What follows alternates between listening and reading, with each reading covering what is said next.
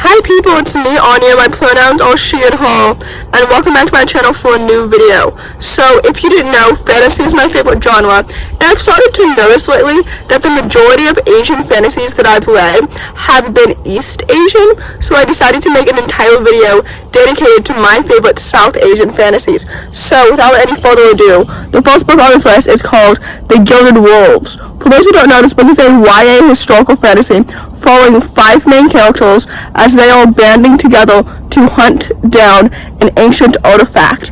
This book is absolutely so fantastic, and it's so good. I think this book deserves so much more hype because it's absolutely so fantastic. First of all, the 5 main characters are such well-developed, distinct main characters, and I literally love this trilogy so much. The world building is absolutely so amazing and it's so immersive. This author is absolutely so talented, and I will read absolutely anything that she writes because her writing and her prose is literally so good. Like, it's so awesome. The plot is absolutely so intriguing and it's so engaging, and I love the found family group dynamic. I love the friendships so much, as well as the romances too. Literally, this book is so good, and it's also so good at representation. There's an autistic main character, there are queer main characters, there are POC main characters, there are queer POC main characters. You know what I mean? Literally, this book is so good, and it deserves so much more hype. So anyway, with all that said, I would highly, highly recommend it. The next book on this list is called Star Daughter. This book is a YA fantasy following a young main character who's half star and half human, and when her human parent is injured, she must ascend to the stars for help. This book is inspired by Hindu mythology, and it's absolutely so good. First of all, the world building was so excellent, and it made the story so much more immersive and readable. The plot was so intriguing, and it was absolutely so engaging. This book does read on the younger side of YA, but I didn't even mind that at all because I was literally so immersed into the story. The romance was so fluffy, and it was absolutely so cool. The characters were so well developed and so distinct. I love this book so much. I think it deserves so much more hype because it's so immersive and it's so engaging, and it's absolutely so readable and so well done.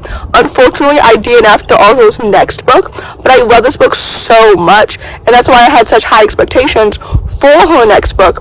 But anyway, I digress. This book was absolutely so good, and I really enjoyed it, and it's so underrated. So with all that said, I would highly, highly recommend it.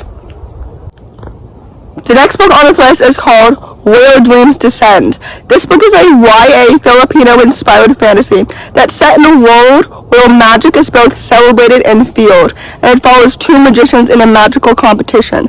This book is absolutely so fantastic, and it's so excellent, and it's so underrated. First of all, the world building is absolutely so immersive, and it's so engaging. The plot was so intriguing, and it made the story so much more readable. The characters are so well developed and so distinct. I literally love the platonic and romantic dynamic. This duology is so good. The sequel was really solid too.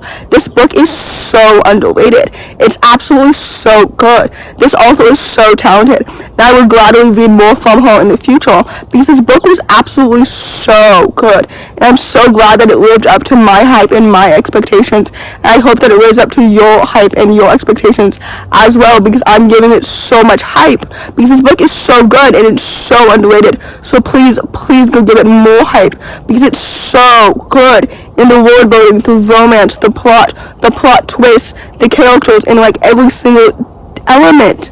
It's so good! Why is nobody talking about it?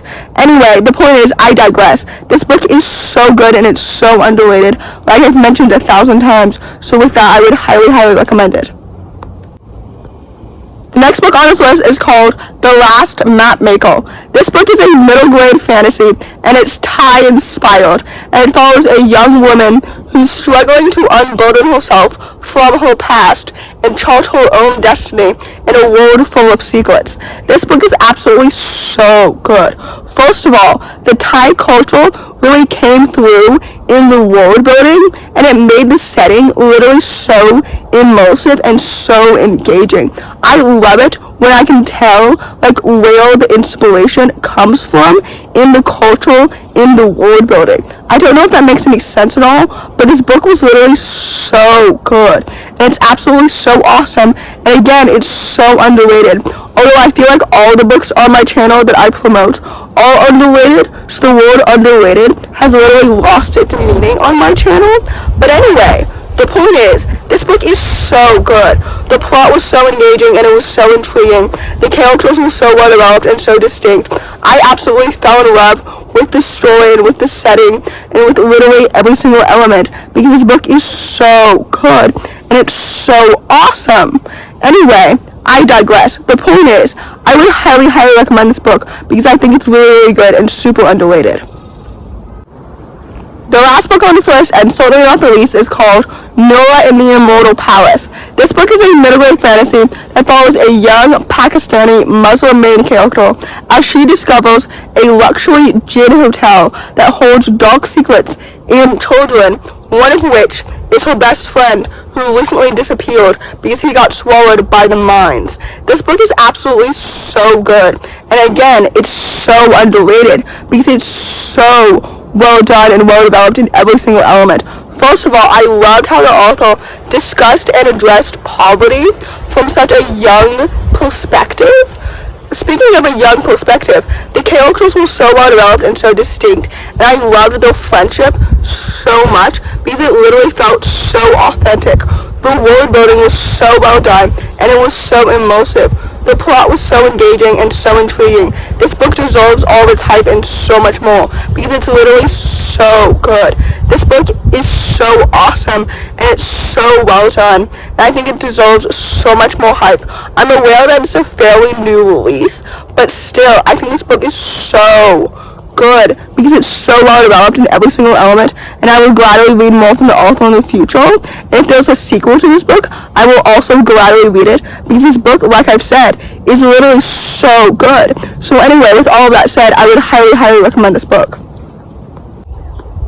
So, in conclusion, all these books are so underrated, and I would highly, highly recommend them all. Please remember when you're seeking out Asian books to include South Asian books as well, because Asia includes South Asia and it's not just East Asia. Anyway, if you enjoyed this video, please don't hesitate to give it a big thumbs up. Comment down below the ladybug emoji if you made it all the way to the end of the video. Thanks for watching, subscribe to my channel if you're new, and I'll see you in the next video. Bye!